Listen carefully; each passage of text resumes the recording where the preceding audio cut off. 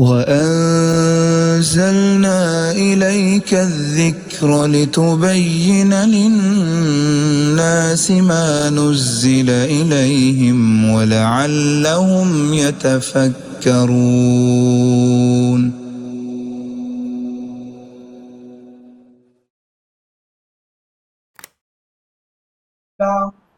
الحمد لله نحمده ونستعينه ونستغفره ونعوذ بالله من شرور أنفسنا ومن سيئات أعمالنا من يهده الله فلا مضل له ومن يضلل فلا هادي له وأشهد أن لا إله إلا الله وحده لا شريك له وأشهد أن محمدا عبده ورسوله.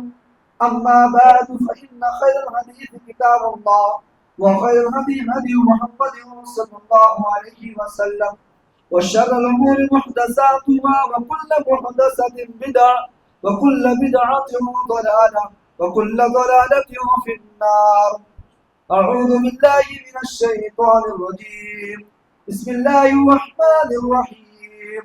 إنا نحن نزلنا الذكر وإنا له لحافظون. محترم سامعین، سب سے پہلے اللہ رب العالمین کا شکر و احسان ہے کہ اس نے ہم اور آپ کو یہ بابرکت مہینہ عطا کیا، اور اس کے ساتھ ساتھ اللہ کا شکر ہے کہ اللہ تعالی ہم سب کو اکٹھا بھی کیا۔ اللہ تعالیٰ سے دعا ہے کہ اللہ تعالیٰ ہم سب لوگوں کو رمضان المبارک اس مہینے میں خوب نیکیاں کرنے کی توفیق دے، اور اللہ تعالیٰ ہم جو بھی نیکیاں کریں تمام نیکیوں کو قبول فرما دے۔ آج آپ کے سامنے 14ویں پارے کی تلاوت کی گئی ہے۔ اس میں آپ دیکھیں، سب سے پہلے سورہ حجر۔ اس سورت کی نزول اللہ کے نبی صلی اللہ علیہ وسلم جب مکہ کے اندر تھی، اور آپ صلی اللہ علیہ وسلم کی وہ زندگی آخری زندگی تھی، مکہ کی زندگی، بس آپ ہجرت کرنے والے تھے، اس وقت یہ صورت نازل ہوتی ہے۔ اور اس وقت اللہ کے نبی صلی اللہ علیہ وسلم تبلیغ کر رہے تھے، دعوت دے رہے تھے لوگوں کو، تو لوگ آپ کی مذاق بنا کے رکھ دیا، لوگوں نے آپ کو خوب مذاق بنایا، دیوانہ، مجنوں، پاگل، خوب جتنا جو ہو سکا لوگوں سے وہ انہوں نے کیا۔ اللہ کے نبی صلی اللہ علیہ وسلم دعوت دیتے دیتے ہوئے پریشان، تھک گئے، تو اللہ تعالیٰ نے اپنے رسول کو تسلی دیتے ہوئے اس سورت کو نازل کیا۔ اس سورت کے اندر سب سے پہلے آپ دیکھیں، اللہ تعالیٰ نے قرآن کریم کے بارے میں فرمایا، جس قرآن سے ہم اور آپ دور ہیں، جس قرآن سے ہمیں کوئی محبت نہیں ہے۔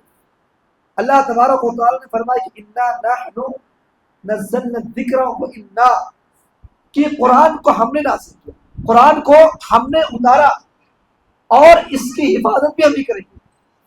یہ قرآن ہمارے پاس، ہمارے ہاتھوں میں یہ مصحف آسانی سے نہیں آیا۔ آج ہم جلدی سے موبائل میں ڈاؤن لوڈ کر لیتے ہیں اور پڑھ لیتے ہیں، یہ بہت آسان ہے۔ یہ قرآن ہم تک بہت مشکلات سے آیا۔ صحابہ نے اس کے لیے، قرآن کریم کے لیے اپنی جان کو دیا ہے۔ صحابہ کرام نے قرآن کریم کے لیے اپنے بیوی کو چھوڑا ہے، اپنے خاندان والوں کو چھوڑا ہے، اپنے گھر کو چھوڑا ہے، اپنے بچوں کو چھوڑا ہے، جانیں دی ہے۔ اللہ کے نبی صلی اللہ علیہ وسلم کو بھی مار پڑی ہے اس قرآن کی، اور آج ہمیں قرآن کے کچھ کھونا نہیں پڑا، ہمیں تو بالکل کوئی دقت، کوئی پریشانی نہیں۔ ہم نے قرآن کے لیے ابھی کوئی آزمائش نہیں جھیلی، ہمیں قرآن فری میں آ گیا، ہمارے پاس قرآن بغیر کوئی مشکلات کے آیا ہوا، پھر بھی ہم اس کی قدر کو نہیں جانتے۔ میرے بھائیو، آج اسی وجہ سے قرآن سے دوری کی وجہ سے، قرآن سے محبت نہ کرنے کی وجہ سے آج مسلمانوں کی 2 پیسے کی کوئی اہمیت نہیں۔ ہر جگہ دیکھو یہ مارے جا رہے ہیں، کاٹے جا رہے ہیں، بھگائے جا رہے ہیں۔ کیوں؟ اس کی وجہ ہے کہ وہ قرآن سے دور ہے، وہ قرآن سے محبت نہیں کرتے۔ آج کتنے گھر ایسے ہیں کہ قرآن ان کے گھروں کی زینت بنی ہے، قرآن صرف اور صرف طاقوں میں رکھا ہوا ہے، قرآن ان کے گھروں میں موجود ہے، لیکن 11 مہینے ہو جاتے ہیں قرآن کو کوئی پڑھنے کا نہیں ہوتا، کوئی نہیں قرآن کو چھوتا۔ جب رمضان المبارک کا مہینہ آتا ہے تب قرآن کو کھولا جاتا ہے، تب قرآن کو پڑھا جاتا ہے۔ میرے بھائی، یہ قرآن سے دوری ہے، اسی وجہ سے ہم پریشان، اسی وجہ سے ہمارے اوپر مشکلات ہیں، پریشانیاں ہیں۔ ہمیں قرآن سے محبت کرنی ہے۔ یہ قرآن، جس قرآن کے بارے میں بڑے چیلنج آئے سامنے، بہت چیلنج آئے، یہاں تک کہ قرآن کریم کے بارے میں لوگوں نے کہا کہ یہ تو جادو ہے، محمد جو اپنے زبان سے جو کچھ نکالتا ہے وہ ہم بھی کر سکتے ہیں. قرآن یہ تو جادو ہے. ان لوگوں نے قرآن گڑھنے کی بات کی کہ قرآن گڑھا گیا ہے. اللہ تعالیٰ نے چیلنج کا جواب دیا کہ قل لن اجتمعت الانس والجن على ان ياتوا بمثل هذا القرآن، کہ جنوں انسان مل کر کائنات کے اندر جتنے انسان ہیں، جتنے جن ہیں، سارے لوگ مل جائیں اور اس قرآن جیسی کوئی کتاب لانا چاہے تو نہیں لا سکتے، اور ایک دوسرے کے آپس میں مدد بھی کر لیں لیکن پھر بھی یہ کام نہیں کر سکتے. یہ قرآن کی اہمیت ہے. آج ہم قرآن کو چھوڑے ہوئے ہیں. آج ہمیں قرآن سے کوئی محبت نہیں ہے. یہ قرآن یہ تاثیر ہے. قرآن اگر کسی پہاڑ پر نازل کر دیا جاتا، اللہ تعالیٰ نے فرمایا کہ لو انزلنا هذا القرآن على جبل لرأيته، ہمارے ایک انسان پر نازل کیا گیا ہے، انسان اس کو پڑھ رہا ہے، آدمی اس کو پڑھ رہا ہے، اس کو فرق نہیں ہوتا ہے کہ یہ قرآن کیا ہے. ہمارے سامنے قرآن کریم کی تلاوت ہوتی ہے، ہمیں کوئی احساس نہیں ہوتا ہے. اللہ نے کہا کہ یہ قرآن کسی پہاڑ پر نازل کر دیا جاتا تو پہاڑ اس کے خوف سے اور اس کے تاثیر سے ریزہ ریزہ ہوتا. بالکل ایک دم چٹان کی طرح پہاڑ ہوتا ہے لیکن وہ پہاڑ بھی ریزہ ریزہ ہو جاتا ہے. یہ قرآن کی تاثیر.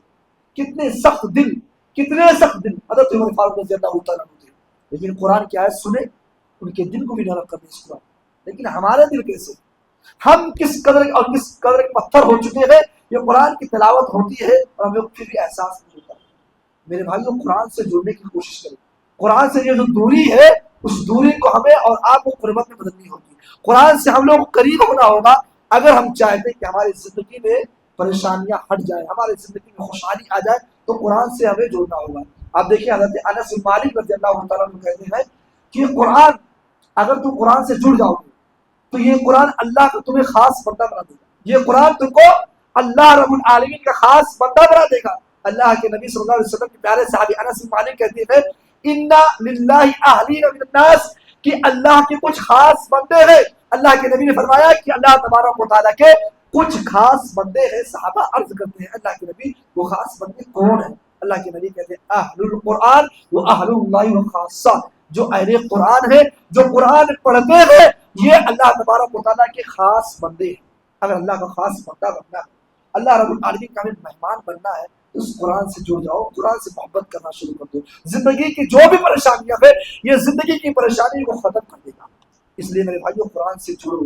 آپ دیکھیں قرآن سے اگر آپ جڑ جائیں گے، قرآن سے آپ محبت کریں گے تو یہ قرآن کہتا ہے، قرآن جس فرشتے نے لایا قرآن وہ فرشتوں میں سب سے افضل ہوگا، اور جس نبی پر یہ قرآن نازل کیا گیا وہ نبیوں میں سب سے افضل، اور یہ قرآن جس رات میں نازل کیا گیا وہ راتوں میں افضل، اور یہ قرآن لوگوں میں جو لوگ قرآن کو اپنا ساتھی بنائے ہوئے ہیں، اللہ کے نبی کہتے ہیں خیر من تعلم القرآن وعلمہ، وہ لوگوں میں سب سے بہتر جو قرآن کو پڑھتے ہوئے ہیں. اس سے زیادہ اہمیت اس قرآن کی اور کیا ہو سکتی ہے؟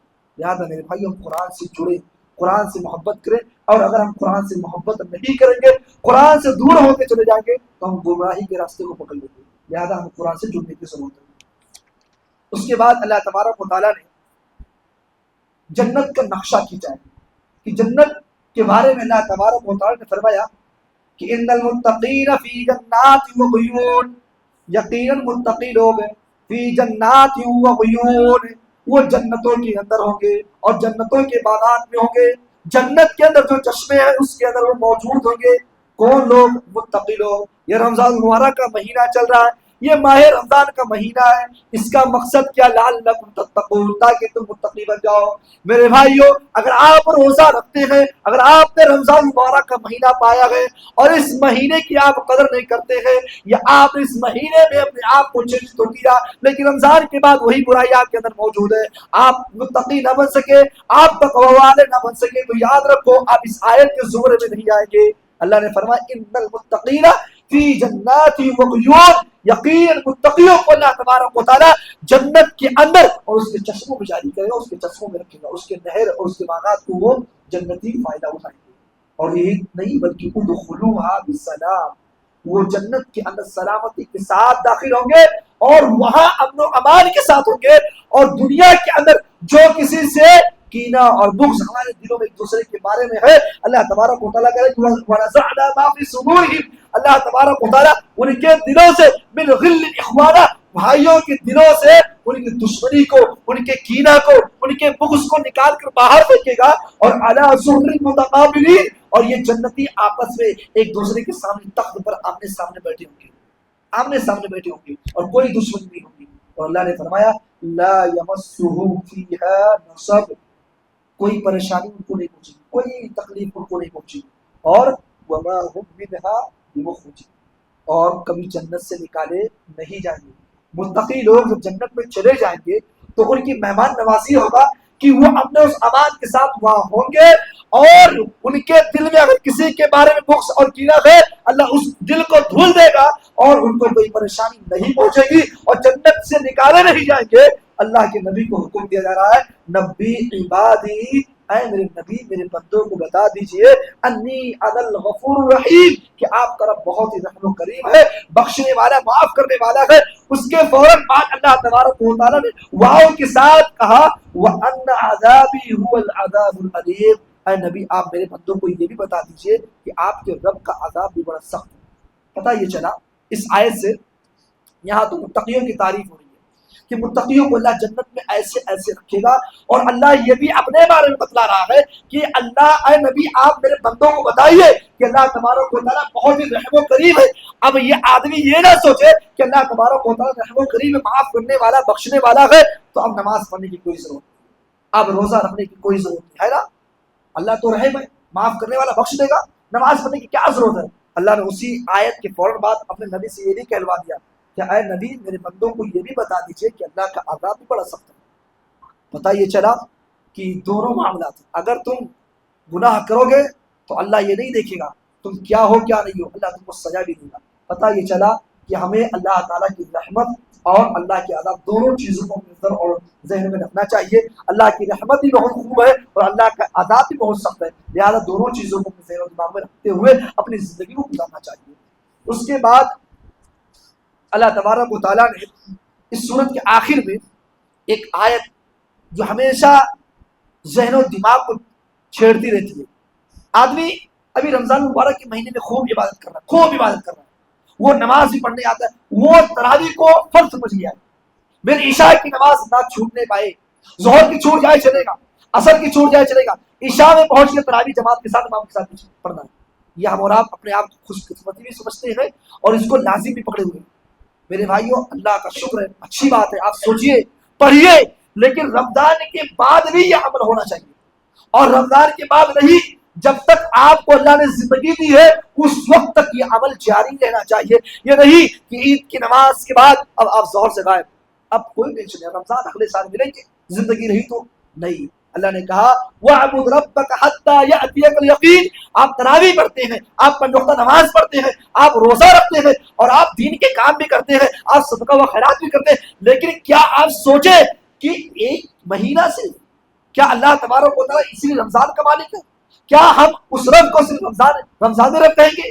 نہیں میرے بھائیو، وَاعْبُدْ رَبَّكَ حَتَّى يَأْتِيَكَ الْيَقِينُ، اللہ تبارک و تعالیٰ کہہ رہا ہے کہ اے لوگوں عبادت کرو.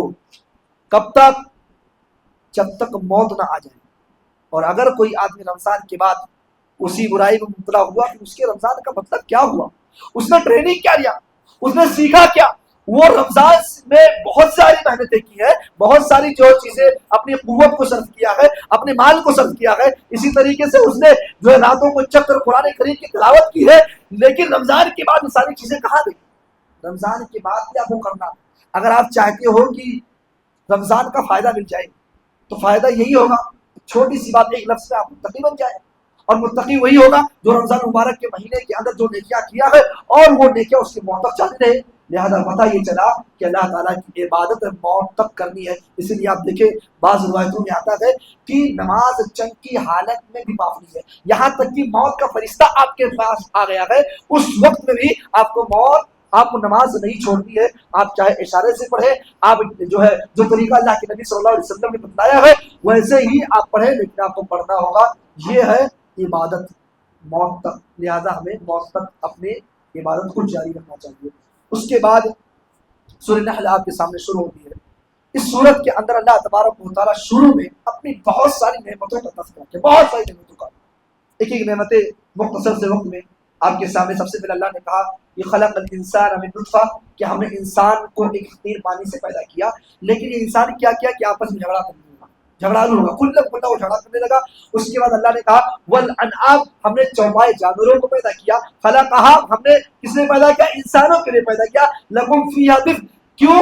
تاکہ وہ اس سے فائدہ اٹھائے اور گرمی کے کپڑے کو بنائے، اور ومنافع، فائدہ بھی اٹھائے، ومنہا تاکلون، اور جانوروں کے گوشت بھی کھائے، ولکم فیہا جمال، اور اللہ تبارک و تعالیٰ نے انسان کی زندگی میں جانور کو خوبصورتی کے لیے بنایا، اور فرمایا یہ جانور تمہارے بوجھ کو اٹھاتے ہیں، اور فرمایا کہ اللہ تبارک و تعالیٰ تمہارے لیے گدھے بھی بنایا، تمہارے لیے اللہ تبارک و تعالیٰ نے اونٹ کو بھی بنایا. اسی طریقے سے اللہ تبارک و تعالیٰ نے کھیتیاں بھی بنائی، زیتون اور جو ہے انگور، اسی طریقے سے ہر قسم کے پھل اللہ تبارک و تعالیٰ نے.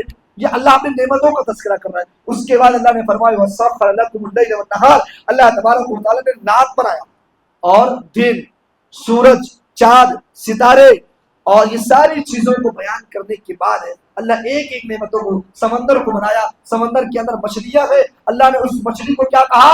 مچھلی نہیں کہا بلکہ لحمن طریقہ، تازہ گوشت کا ہے. پتہ یہ چلا کہ مچھلی کو بھی گوشت کہا جاتا ہے. لحمن طریقہ، سمندر کے اندر اللہ تبارک و تعالیٰ نے تمہارے تازہ گوشت بنایا. وَتَسْتَخْرِجُوا، اور اللہ تبارک و تعالیٰ نے تمہارے لیے سمندر کے اندر جوہرات کو رکھ دیا ہے تاکہ وہ تمہاری عورتیں پہنے اس کو. اس کے بعد اللہ نے پہاڑ کا تذکرہ کیا کہ ہم نے پہاڑ بنائے. یہ ساری نعمتوں کو تذکرہ کرنے کے بعد اللہ کہہ رہا ہے اے میرے بندو، کیا ہے اللہ کے علاوہ کوئی اس کو پیدا کر سکتا ہے؟ کسی کے اندر جو زمین بنا دے، جو سورج بنا دے، جو چاند بنا دے؟ ایک دن لائٹ اگر چلی جائے تو ہم پریشان رہتے ہیں، اور اللہ تو سورج کے ذریعے سے پوری دنیا میں روشن کر کے رکھا ہے.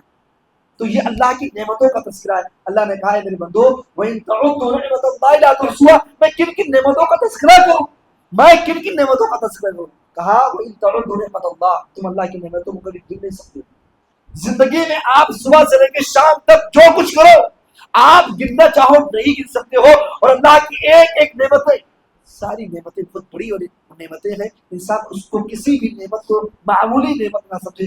انسان سوچے کہ اللہ تعالیٰ نے آپ کے اوپر کتنی نعمتیں جاری رکھی ہیں، اور ان کا فائدہ یہ ہے کہ جو بھی نعمتیں ہمارے سامنے ہیں ان نعمتوں کا ہم شکر گزاری کریں.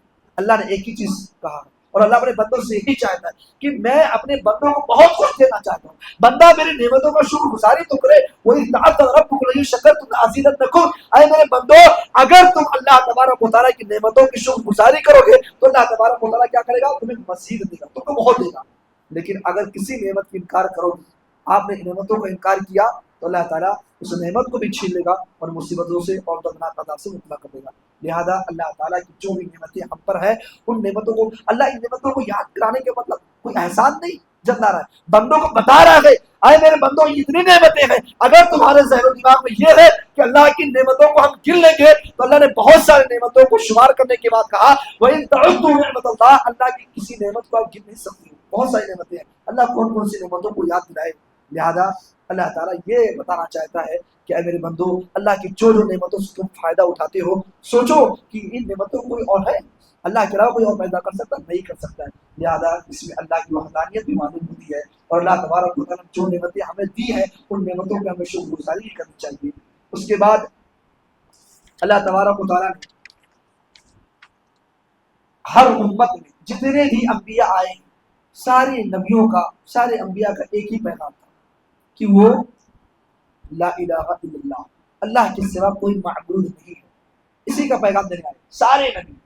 اللہ رب العالمین نے فرمایا وَلَقَدْ بَعَثْنَا فِي كُلِّ أُمَّةٍ رَسُولًا، ہم نے ہر امت میں ایک رسول بھیجا. رسول کا کام کیا ہوتا تھا؟ جو سماج کے اندر گندگیاں ہیں اس کو دور کرے اور لوگوں کو بتائے کہ آپ جو ہے اپنے رب کو عبادت، اپنے رب کی عبادت کرے اور ایک رب.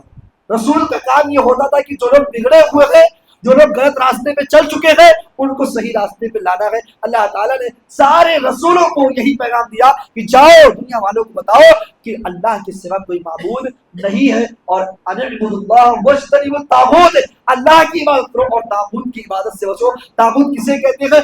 اللہ کو چھوڑ کر جس کی بھی عبادت کی جائے وہ طاغوت ہے، اور طاغوت یہ شیطان ہے، اور شیطان یہ کھلا گمراہ ہے، انسان کے پیچھے لگا ہوا ہے، اور انسان کو چاہیے کہ وہ شیطان سے بچے اور طاغوت سے بچے.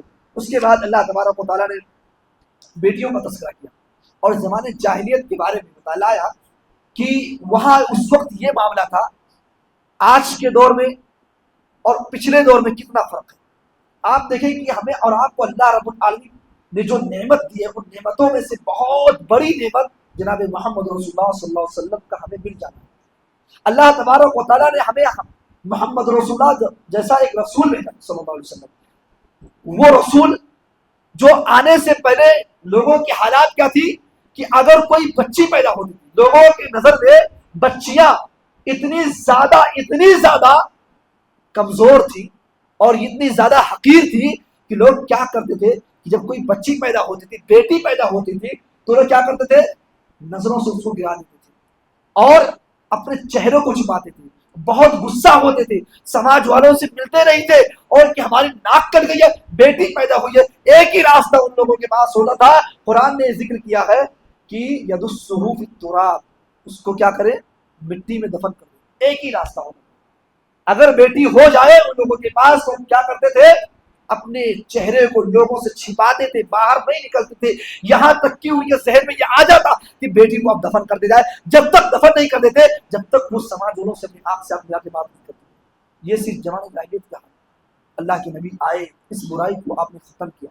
میرے بھائیو آج بھی ایسے معاملات ہیں، آج بھی ایسے ماحول ہیں کہ اگر کسی شخص کو 4 بیٹیاں ہو جائیں اور ایک بھی بیٹا نہ ہو وہ بھی نا امید ہو جاتا ہے، وہ بھی کیا کہنے لگتا ہے؟ اس بار اگر تو نے بیٹا نہیں جنا، اگر تیرے بدن سے اور تیرے پیٹ سے اگر اس بار بیٹا نہیں ہوا تو تجھے طلاق دے دیا۔ یہ آج کے شوہر اپنے بیوی کو بھی کہہ دیتے ہیں۔ کیوں؟ کیونکہ بیچاری صرف اور صرف اس سے بیٹی پیدا ہوئی ہے۔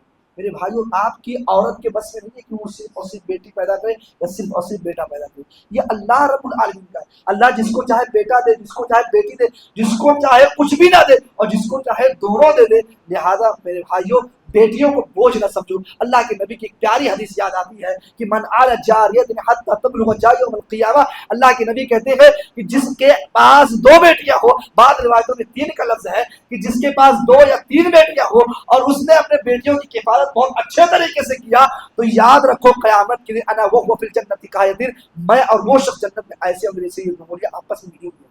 تو بیٹیاں بوجھ نہ ہو، بیٹیوں کو آپ بوجھ نہ سمجھے، یہ آپ کے گھروں کی زینت ہے، یہ آپ کے گھروں کی برکت ہے۔ اللہ کے نبی صلی اللہ علیہ وسلم کے پاس بھی بیٹیاں تھیں، آپ کے پاس 4 بیٹیاں تھیں اور بیٹیاں بحیات تھی۔ اللہ کے نبی کے بیٹے جو تھے وہ بچپن میں انتقال کر گئے تھے، آپ کو اپنے بیٹی حضرت زینب اور حضرت فاطمہ سے بڑی محبت تھی۔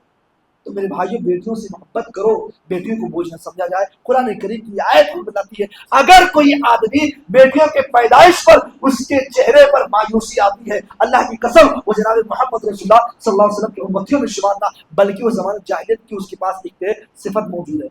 لہذا کیا سوچنا چاہیے، کیا ہونا چاہیے؟ یہ اللہ کی طرف سے ہے اور ہمیں منظور ہے۔ یہ بیٹیاں آپ کے لیے رحمت بن جاتی ہیں، لہذا بیٹیوں کو بوجھ نہ سمجھا جائے۔ اس کے بعد اللہ تبارک و تعالیٰ نے اس پارے کے آخر میں بالکل حضرت ابراہیم علیہ السلام کا تذکرہ کیا ہے۔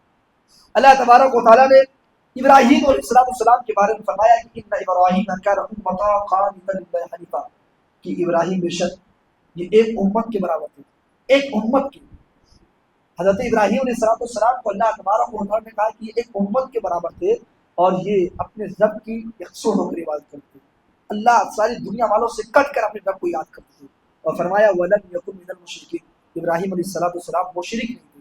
باپ مشرک ہو سکتا ہے، بھائی مشرک تھے، باپ مشرک تھے، لیکن ابراہیم علیہ السلام مشرک نہیں تھے۔ شاکرا لِأَنْعُمِهِ، اللہ تعالیٰ نے کہا کہ میرا بندہ ابراہیم جو بھی اس کے پاس نعمتیں تھی اپنے رب کی ساری نعمتوں کا وہ شکر گزار تھا، ساری نعمتوں کی شکر گزاری کیا کرتا تھا۔ وَهَدَاهُ إِلَىٰ صِرَاطٍ مُسْتَقِيمٍ، تو اللہ تبارک و تعالیٰ نے اس وجہ سے ابراہیم کو سیدھا راستہ دکھلا دیا۔ وَآتَيْنَاهُ فِي الدُّنْيَا حَسَنَةً، اور ہم نے ابراہیم کو دنیا بھی دی اور دنیا کے اندر اچھا دنیا دیا۔ وَإِنَّهُ فِي الْآخِرَةِ لَمِنَ الصَّالِحِينَ، اور اس وجہ سے کہ میرا بندہ ابراہیم نعمتوں کا شکر گزار تھا اس لیے اللہ تبارک و تعالیٰ نے دنیا بھی اچھا دیا اور آخرت میں نیک لوگوں کے ساتھ ابراہیم کو چن دیا۔